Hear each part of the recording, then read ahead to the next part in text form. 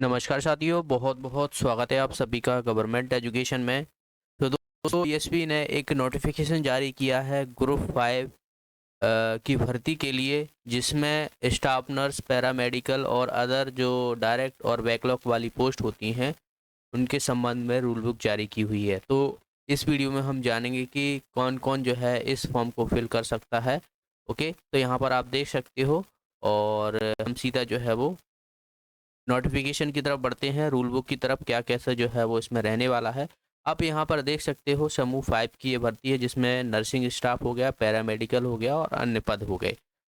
आपकी जो आवेदन की प्रारंभ तिथि है आवेदन भरने की, वो 26/11/2024 से स्टार्ट होगी और अंतिम जो तिथि रहने वाली है वो आपकी रहने वाली है 10/12/2024, ठीक है, दिसंबर तक। ओके, 10 दिसंबर तक। और आपका जो पेपर होने वाला है वो 10 जनवरी को होने वाला है 2025 में, यानी शुक्रवार को। ठीक है, प्रारंभ होगा 10 जनवरी से और डिपेंड करता है कि कितने क्या फॉर्म भरे गए हैं, तो इस हिसाब से जो है वो पेपर चलने वाला है।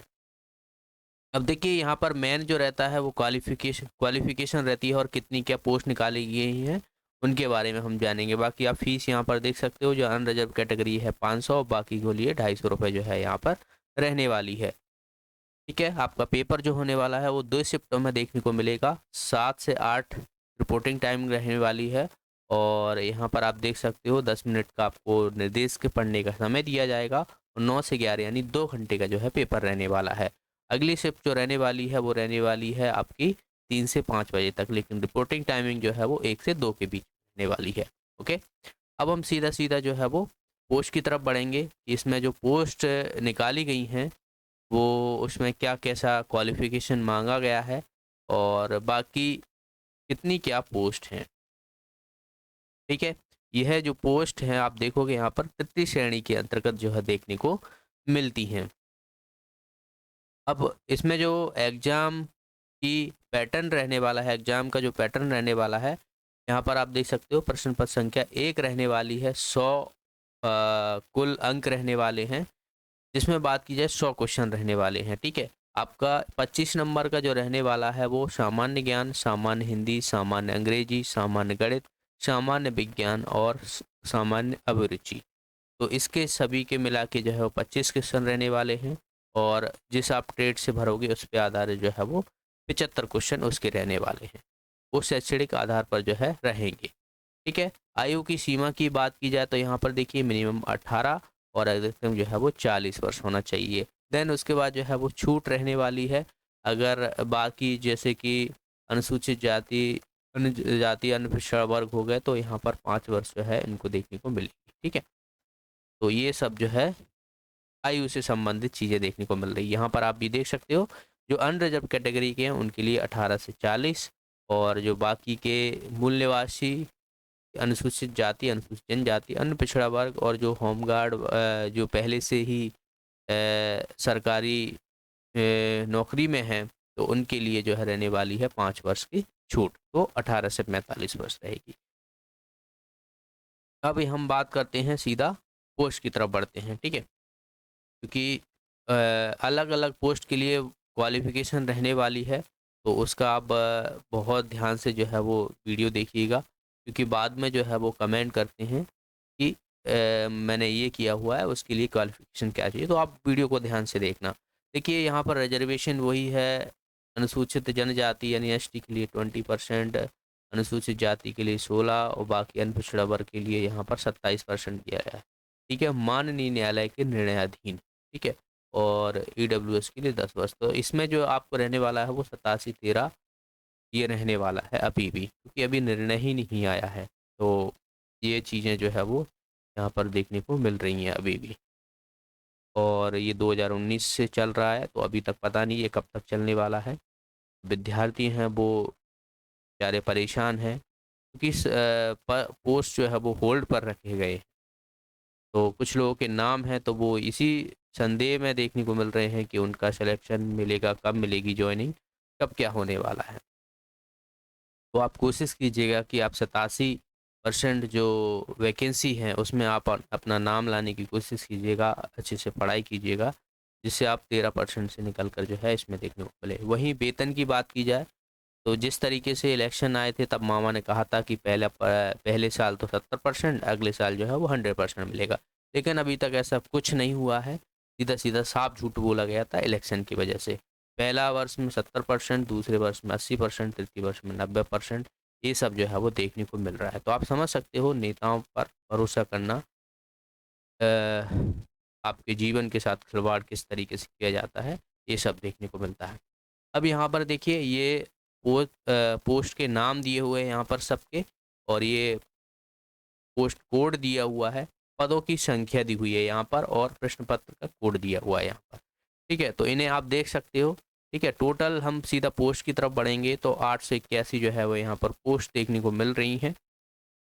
ठीक है, सभी के मिला के और बाकी के यहाँ पर भी आप देख सकते हो, ये विभाग भी दिया हुआ है, तो विभाग के अनुसार जो है यहाँ पर कैटेगरी वाइज जो है वो पोस्ट दी गई है, तो इनको भी आप यहाँ से देख सकते हो।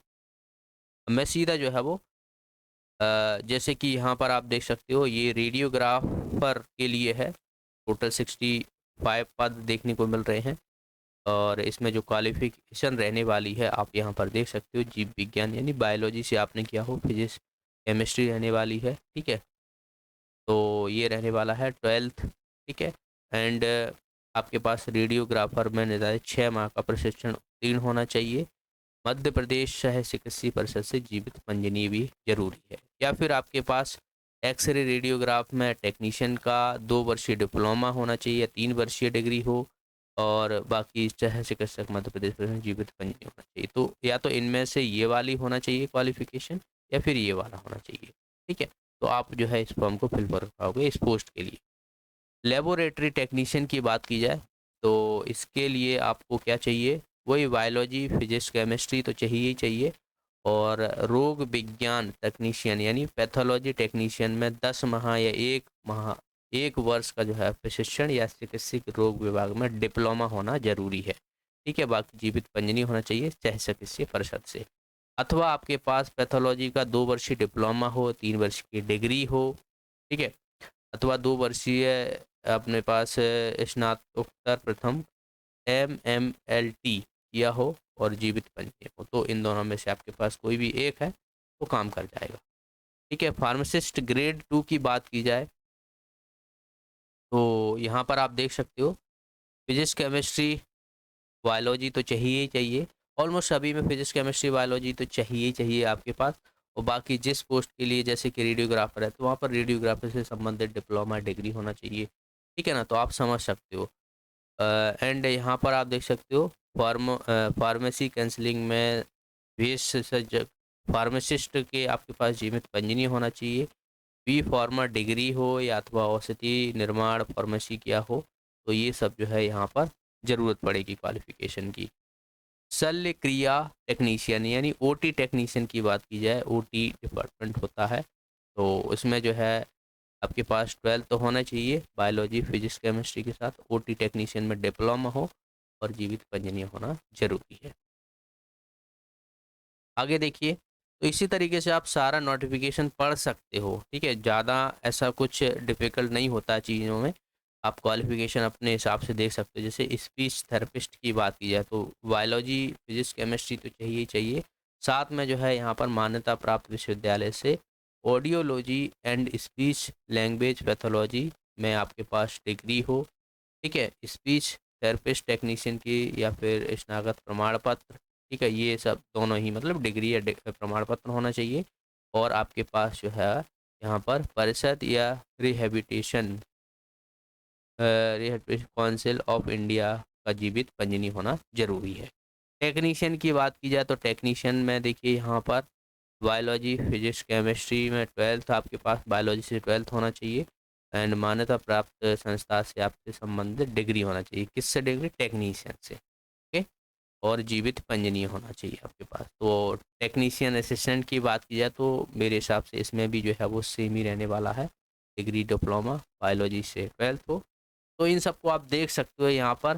तो ज़्यादा लंबा वीडियो हो जाएगा मेरे हिसाब से, फिर आप अपने हिसाब से, जैसे कि यहाँ पर डिसेक्शन हॉल अटेंडेंट की बात की जाए तो इसमें सिर्फ 12th मांगा गया है, और वो भी आपने बायोलॉजी केमिस्ट्री फिजिक्स से किया हो।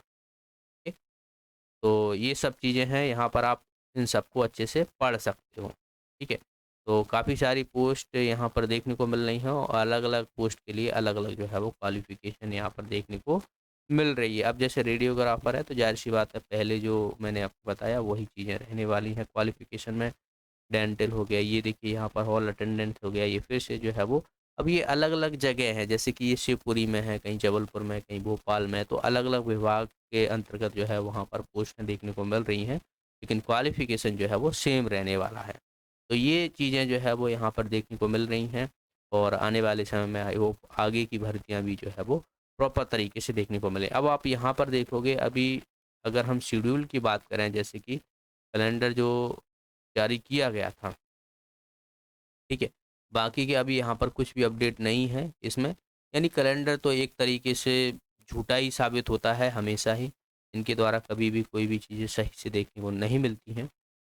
तो अब शायद शायद आपको सीधा जो है नोटिफ़िकेशन का इंतज़ार बाकी परीक्षाओं पर देखने को मिलेंगे। ठीक है? मिलते हैं नेक्स्ट वीडियो में। वीडियो को लाइक कर दीजिएगा, शेयर कर दीजिएगा। अगर आप चैनल पे नए हो तो चैनल को ज़रूर सब्सक्राइब कर लें। तब तक के लिए बहुत-बहुत धन्यवाद।